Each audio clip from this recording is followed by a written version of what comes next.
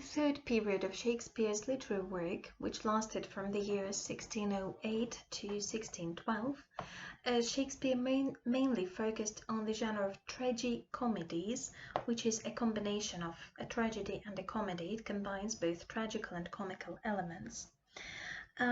These plays are also sometimes called romantic dramas. That's because there are no great problems or strong conflicts in them. Instead, Shakespeare has entered into the beautiful world of fantasy and allegory. The violence and pessimism of his great tragedies are gone, and he acknowledges that the world is wicked, but his spectators are given some hope, so it's kind of a combination of pessimism and optimism. All of these plays were masterfully written, and you can see some examples of the plays of this period in the screen. They are The Winter's Tale, Henry VIII, and The Tempest. And we should also point out that nature occupies an important place in Shakespeare's works. His attitude to nature, however, has changed alongside his literary career from one period to another. In the comedies of the first period, his characters find happiness and peace of mind in nature. Nature helps them and assists them in everything. In tragedies of the second period, nature turns against his characters, and they cannot defeat it.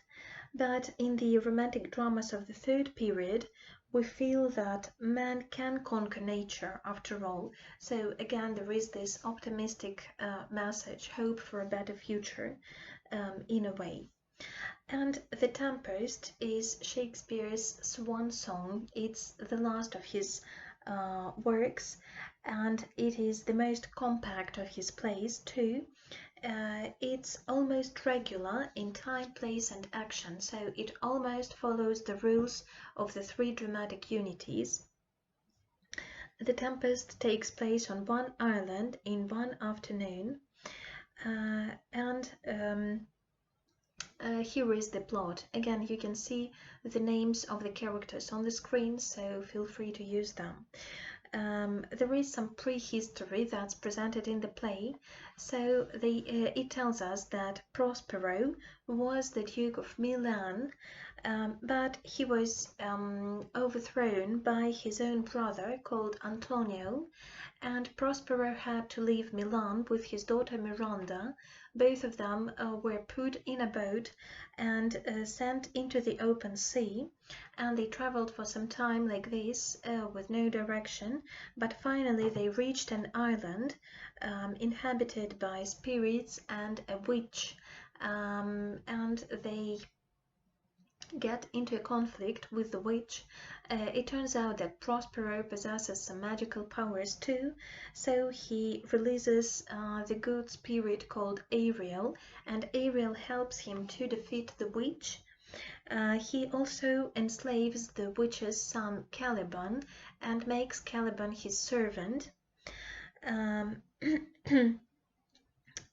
But then Prospero and Miranda cannot leave the island, so they stay there for 12 years, and that's when the action of the play finally starts. So we find out that a ship carrying Antonio and his son Ferdinand is brought by Prospero's magic close to the island and shipwrecked. Prospero is planning the unity of Naples and Milan through the marriage of his daughter Miranda and Ferdinand. So he makes Ariel bring those two together and watches them fall in love. And at the same time, Ariel makes Antonio repent his cruelty for his brother, and the two brothers make up and restore their relations. And then the ship is magically repaired too, and all the characters can finally leave the island, and Caliban is left there, the only inhabitant of the island. Miranda and Ferdinand are going to get married and to establish peace between Naples and Milan, which was Prospero's original plan. And that's how the play ends. Um, Oh, sorry. In this illustration, we can see Prospero commanded to Caliban, who's this monkey-like person, a misshapen monster, as the play tells us. And in the background, we can see the spirit, Ariel, the spirit of nature. But the play may be considered as symbolic. It's not as simple as it seems. Prospero is an allegory of reason and knowledge. Caliban is the personification of human nature, and Ariel is the symbol of the good spirit. And the happy end of the play helps the author to contrast the sins and shortcomings of the older generation with humanist ideas of the young generation, because Miranda and Ferdinand are typical representatives of the Renaissance with their ideas of humanism. And in this picture we can see Miranda watching the shipwreck. According to some scholars, the character of Prospero can be identified with Shakespeare himself. Some of Prospero's monologues sound exactly like the playwright's thoughts could be.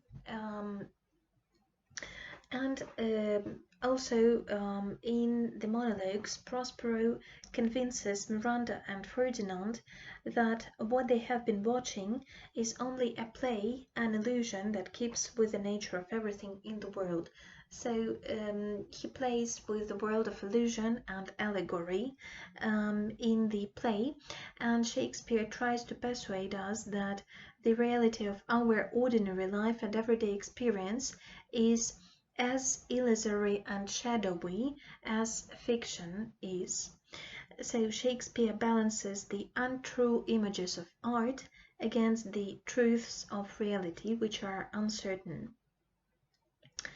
And also at the end of this play, Shakespeare sums up his own life, and he gives us the following lines: "Our revels now are ended. These our actors, as I foretold you, were all spirits and are melted into air, into thin air." And now I would like to sum up Shakespeare's creative work. Speaking about Shakespeare's works, we can see that there are some central themes that are repeated again and again. The first of them, probably the main one, is humanism, love of mankind, which can be seen in any of Shakespeare's plays as well as in all his other works. Freedom for the individual and freedom for nations is really important to Shakespeare and can be seen in his historical plays mostly.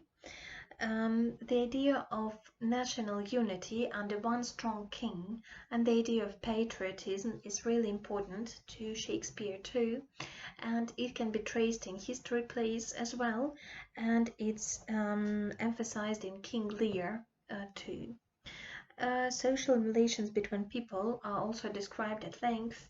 He dislikes feudal relations between people and speaks about the necessity of new social relations which could be established in the period of the Renaissance. Well, then, of course, themes of love and friendship, they are presented in Shakespeare's sonnets as well as in most of his plays.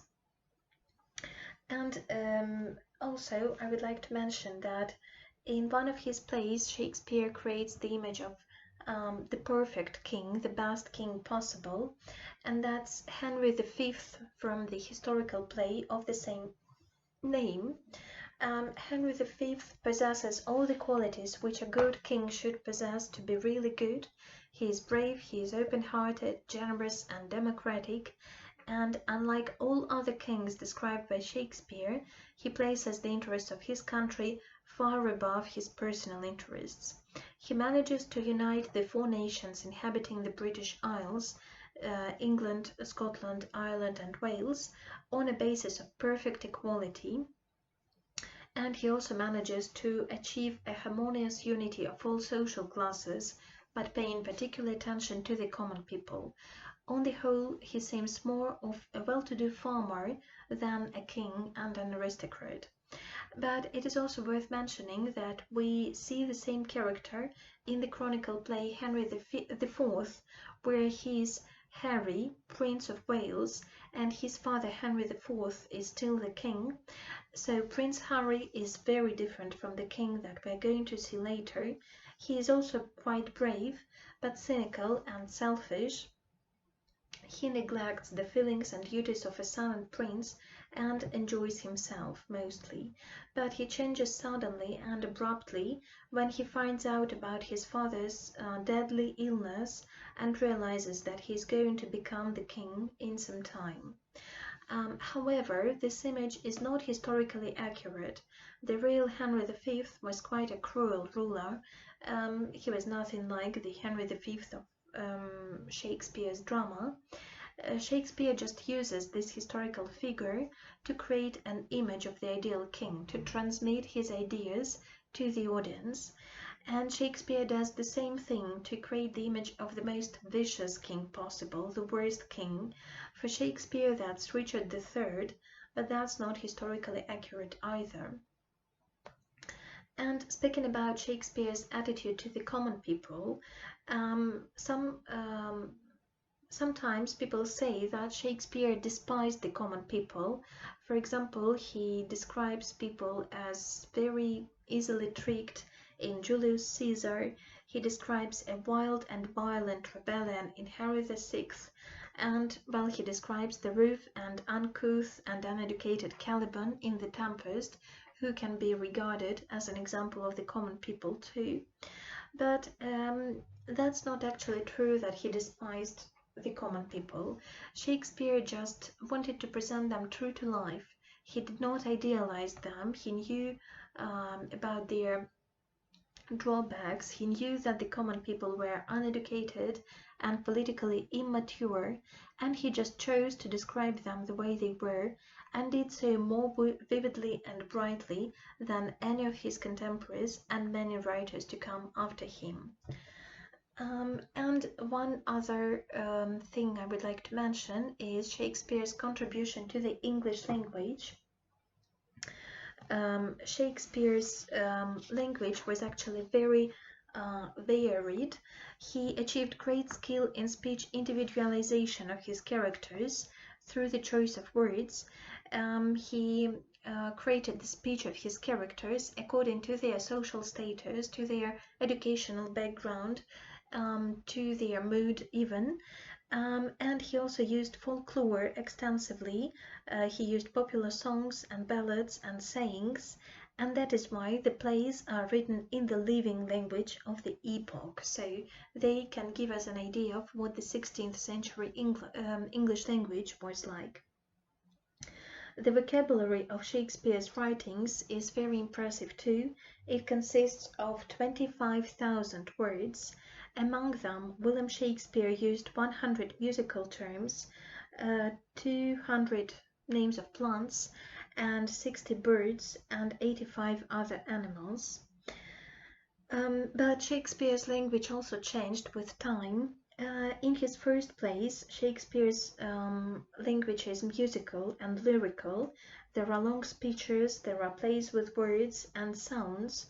But in later plays, his language changes. It becomes abrupt and compressed, sometimes harsh, and sometimes it is even hard to follow his ideas, because the words are just pouring. And sometimes Shakespeare writes in blank verse, then he suddenly uses rhymes, then turns to prose, and then again the blank verse. So it seems that there was no careful composition. He just wrote with great speed and could not just wait for the right word, so he invented a number of words. And there is a great number of words and phrases that have become a part of everyday English language that were borrowed from Shakespeare's plays. And you can see some examples of those sayings on the screen, such as "to be or not to be, that is the question," "there is no darkness but ignorance," "all is well that ends well," and many others.